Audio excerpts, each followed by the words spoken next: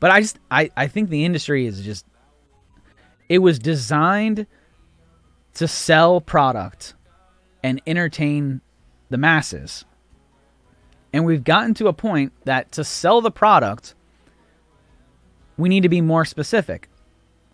If you look at every other industry when it comes to marketing, they are targeting you through algorithm. The TV industry and the movie industry is like the last industry that has not caught on to the full algorithm.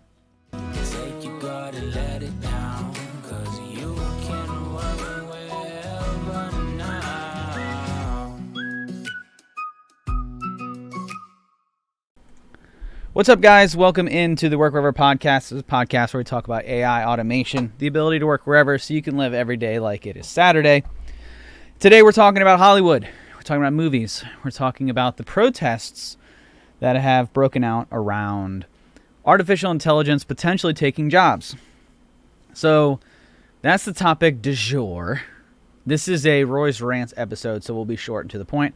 I'm also sitting in a different chair today, so now I understand what Destiny and Sydney are talking about, where they're saying that this isn't the most comfortable chair in the world. Because it's not. It's not very comfortable, but that's okay. So we're going to be talking about these protests out of Hollywood. I do actually have a video, and I actually uploaded it here into StreamYard so that we can have a conversation about it. So if you are on the YouTube, you'll be able to see the video, which I don't know that we've done that before. So that's pretty cool. But thank you to all of you who are listening on iTunes and Spotify. We definitely have a pretty good listener base over there. Very much appreciate you guys. But it is, we're trying to do more on YouTube. So if you want to come on over and hang out on YouTube, that'd be cool too. I have all these cool camera angles. So I got this camera angle, and then I got this other camera angle. Let's see if it works. Wow, there it is. So yeah. Now, how do I change those camera layouts? I don't know. We'll have to figure that out another day. But I do have some new layouts that we're playing with. We're trying to figure it out. But yeah, so that's the show today. I do have the video. I'll play the video now. So just a little bit of backstory on this video is, so artificial intelligence came out. We're all using it. A lot of organizations have started to play with it, see how we might be able to utilize it in the future. Basically, how we can make the production of things better, quicker, faster. I have a lot of opinions about this, specifically to Hollywood. I don't know how many script writers I have listening to the show, but you're probably not going to be happy with what I have to say. But like I said, a little bit of backstory. They're exploring in Hollywood. There was a conference to talk about artificial intelligence and how we might be able to use it to edit video to replace CGI editors. So if you have an actor who is walking, which they show it in the video, if you have an actor who's walking, you can just upload it into an AI and replace that actor with a CGI, a bot, the Hulk, whoever it is that you want it to do. Right? And it does it in a matter of minutes instead of a matter of weeks, whereas a human would do it in a matter of weeks. So obviously you can render and you can produce CGI-based movies faster, way faster. So that is one portion of this. The other portion of it is the writers. So I believe it is the Writers Guild of who you'll see in the video who are actually doing the protesting. And so they are protesting drafts. So there's a couple different signs in there that say, no draft without human eyes, kind of a thing, because the idea is that executive producers are utilizing artificial intelligence, Chat GPT or otherwise, to write and generate ideas for scripts of movies. In fact, the person in the video actually goes through the process of creating an opening scene for a movie, which he goes in to say and talk about how it's not very unique, which I have an opinion on that as well. But that's the backstory. It's the Writers Guild. They're protesting out in Hollywood of this conference where members are talking about how to utilize AI within Hollywood. So I'll go ahead and share that now.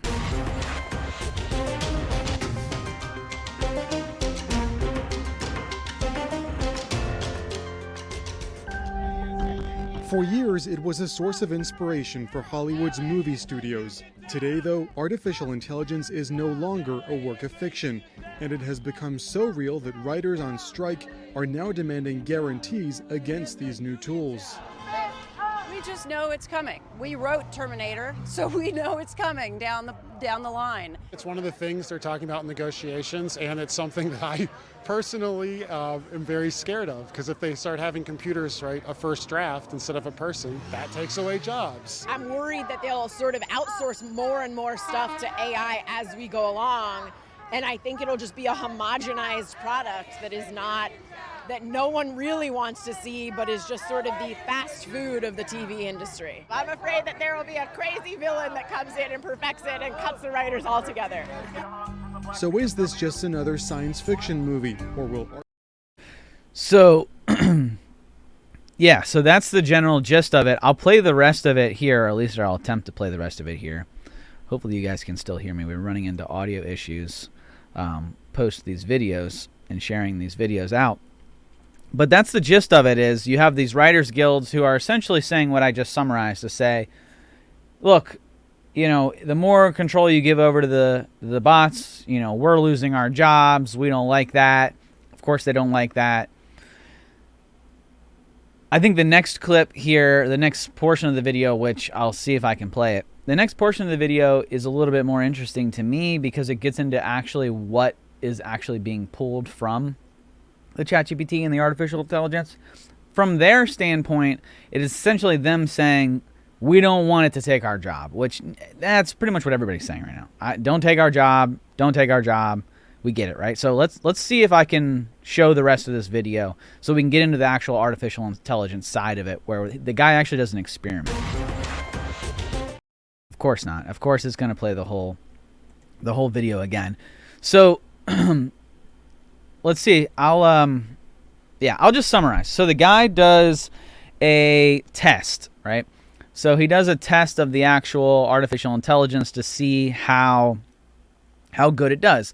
And so this is actually from France 24. So maybe we'll drop the link of how to get to the video so you guys can watch it all the way full itself. But the video itself, the guy does, and he says that it pulls a script, and it ends up being like an Asian American guy named Nick who walks into the room and is basically saying things that have already been said in other movies, right? So it's not a very unique way of drawing up a script, which, if we're utilizing artificial intelligence, and we have been listening to the show, we know that artificial intelligence, what it actually is doing is it's going through the internet and it is looking for previous scripts for inspiration. So of course it's going to, not be unique. Of course it's not going to be unique. It's going to showcase exactly what all the other shows are already doing, right? So it's going to pull inspiration. That's the whole point. Now, it's up for somebody else to go in there and see if there is plagiarism, or if we can tweak certain things to make it fit what it is that we want to do here on our movie or our TV show, right? That's who these people are writing for. Now, I would go even as further and say that no TV show or movie is super unique in today's world. That everything that we've seen over the last, decade plus has been nothing but nostalgia movies. So we see, I'll look at Disney, right? Let's just hyper focus on what Disney has been doing for the last 5-10 years. They came out with the Mighty Ducks TV show. Okay, so 90s, they came out with a new Mighty Ducks show. Movies, it's all comic books. You got Marvel everywhere, right? So that's basically what they're doing. Then, on the other side of the movies, they're just doing live-action remakes of movies that came out in the 90s. So they're just retelling stories. You could even go as far to say that every Disney princess was not actually created by Disney, and they are just folk tales from other stories that they have taken and amended. So to say that artificial intelligence is not as unique as we want it to be and it's drawing inspiration, that's largely what the movie and TV industry do anyways. So to me, that is a terrible argument to say that we need writers because we want to be unique. I don't know the last time I saw or watched a unique TV show or movie. Now, to be fair, I am not in this industry. I've never been in this industry of TV and movies. I don't know anything about the industry. I don't know how it works. But as a consumer of the industry, I don't care that the video or the TV show or the movie is not unique. I don't care. In fact, I don't want it to be unique. Just lost audio. There it is. I'm back now. I just lost audio there for a second. But what I was saying was, I don't care that it's not unique. In fact, I want it as least unique as possible. When I log into Peacock, I actually want my TV shows and movies to be as closely related to The Office and Parks and Recreation as possible. I'll click on those shows and I'll go to You Might Like, or People Also Viewed This. So this idea that, oh, it's not unique, I don't care as a consumer. I really don't.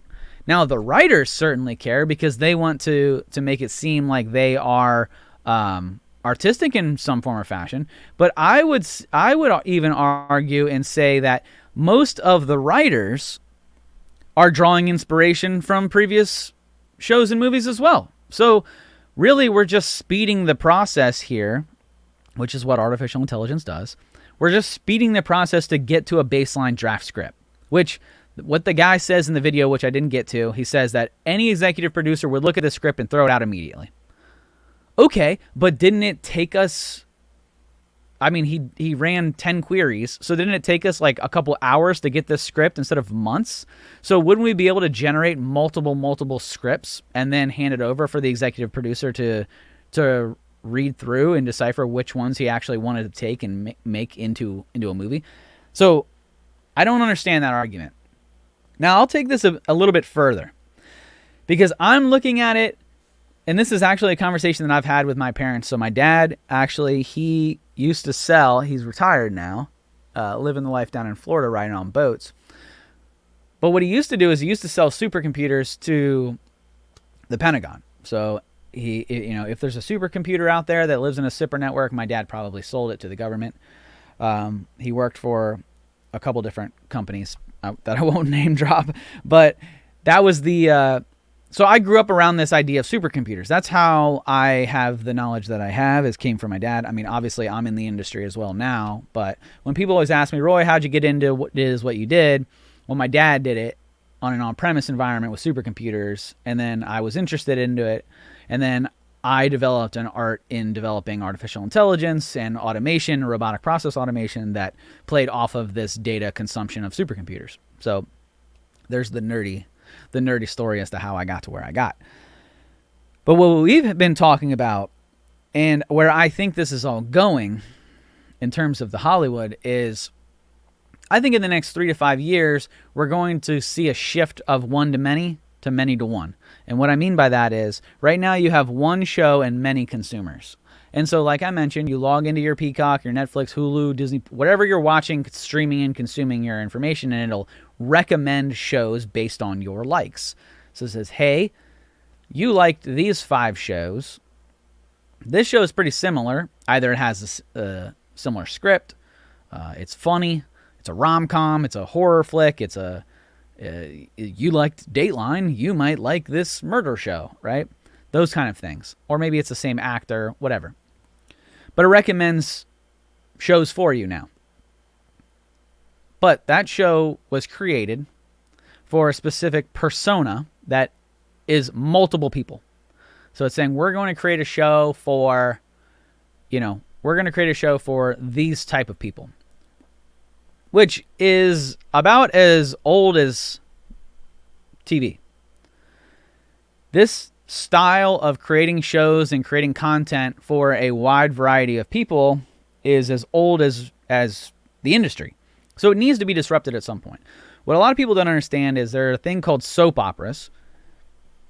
And, well, why you might know what a soap opera is, you might not understand that in the 1930s, soap operas were originally created for radio, and they were created by soap and detergent companies to market to stay-at-home moms and stay-at-home wives. So the shows themselves were basically just a long commercial, about 15 to 30-minute commercials for soap and detergent companies. And they did it in a way that there was a problem, and then, something happened, and then everything was resolved by the end of the show. 15-minute Mentos commercial, essentially. And they worked. TV came out 1950s, 1970s. These shows started to evolve and have become what they are today. So if you've ever seen, like Guiding Light or As the World Turns or anything like that, they've gotten a little bit more better in quality, I guess. But it's still the same general premise.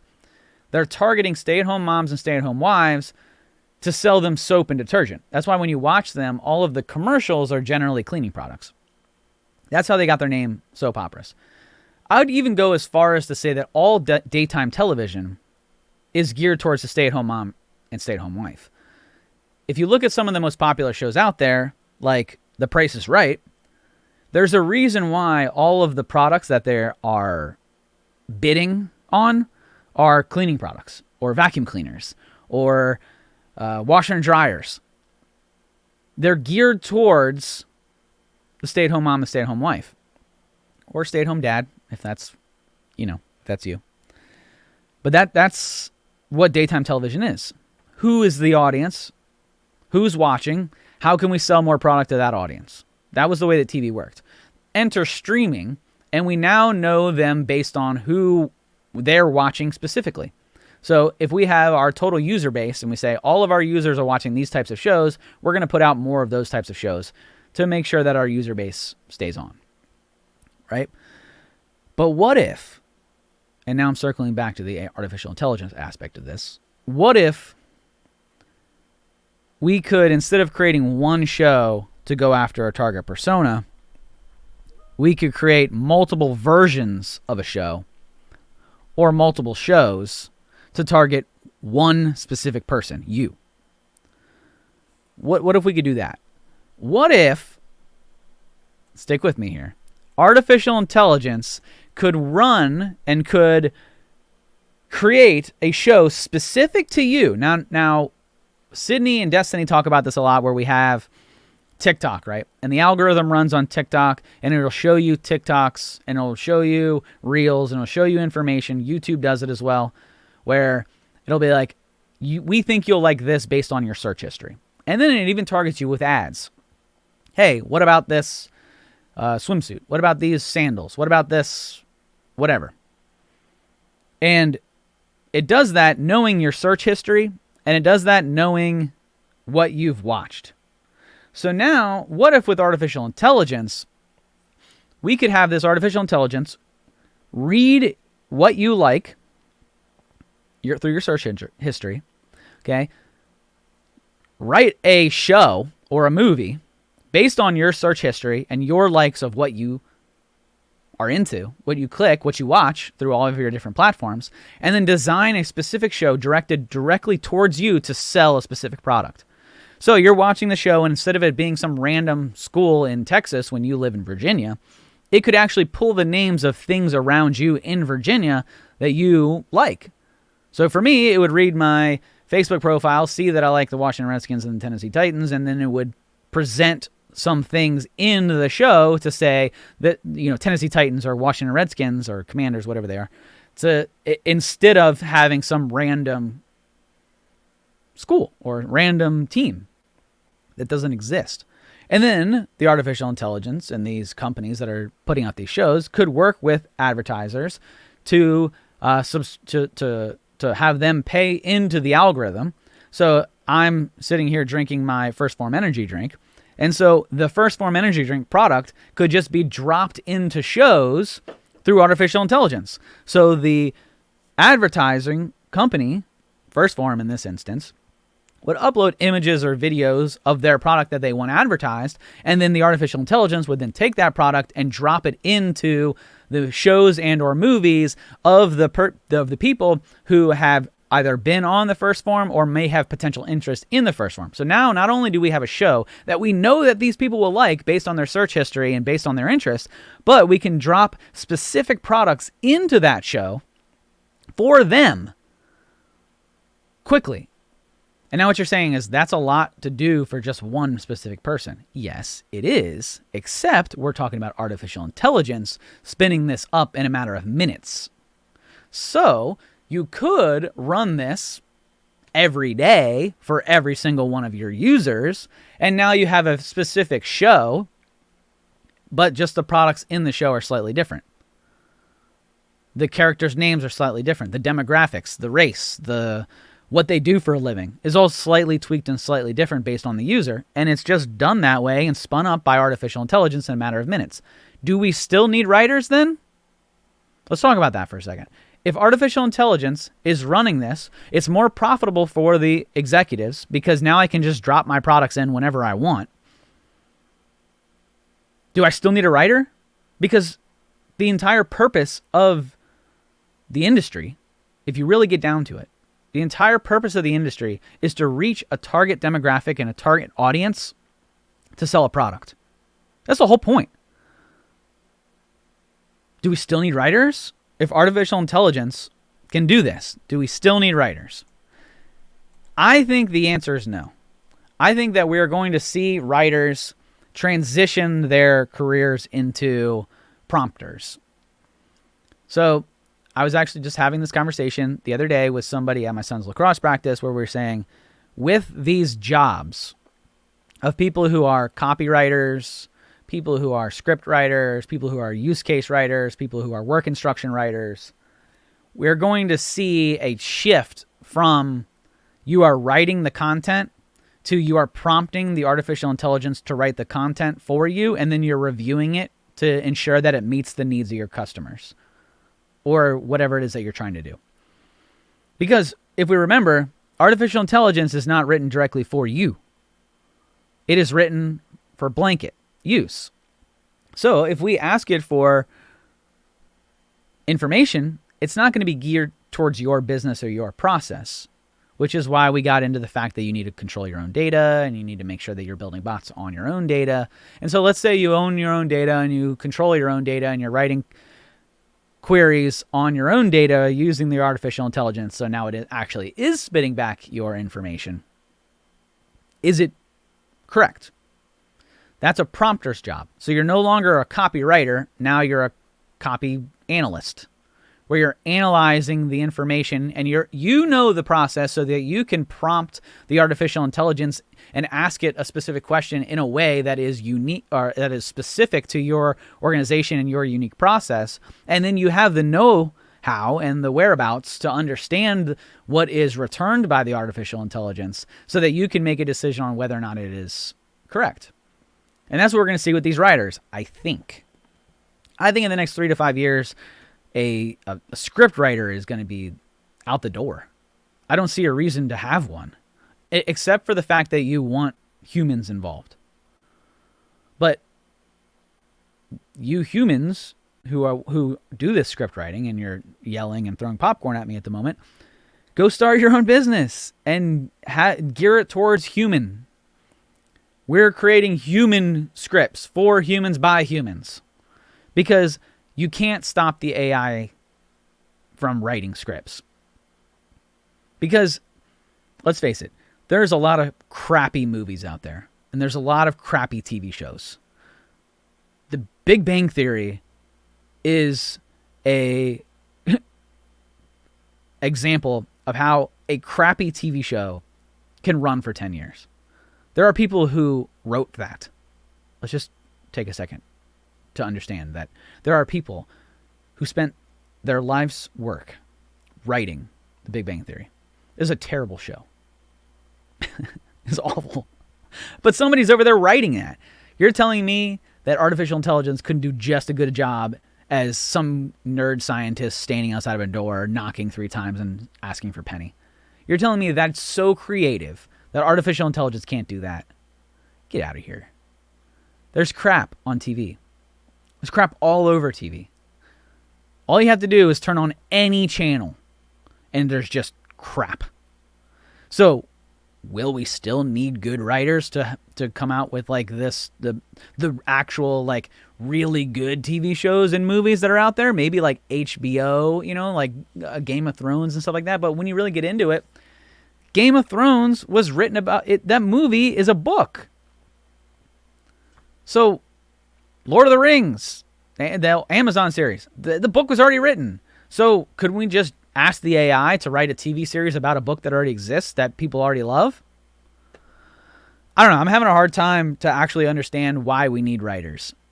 And honestly, like, I think the whole movie industry is crap anyways. And I know that there are people who listen to this that are either in the TV industry or in the movie theater or movie industry or have loved ones who are in the industry. I know Sydney's brother's in the industry. But I think the industry is just, it was designed to sell product and entertain the masses. And we've gotten to a point that to sell the product, we need to be more specific.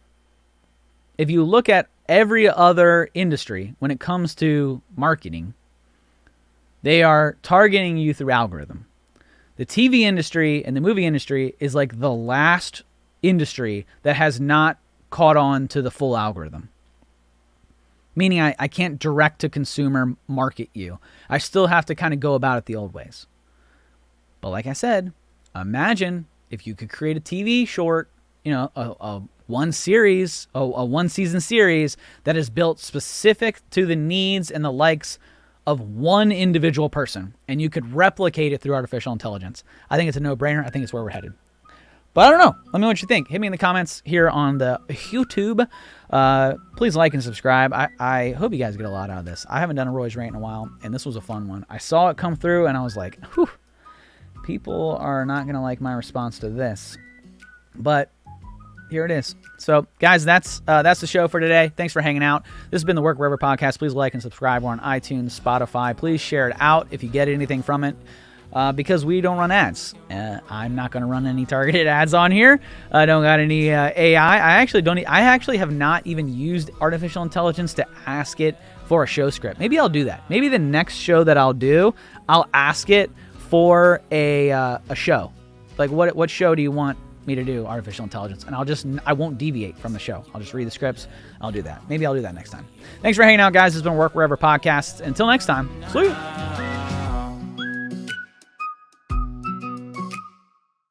Hey there, don't forget to hit that subscribe button and turn on notifications for all the latest videos from Capital Presence.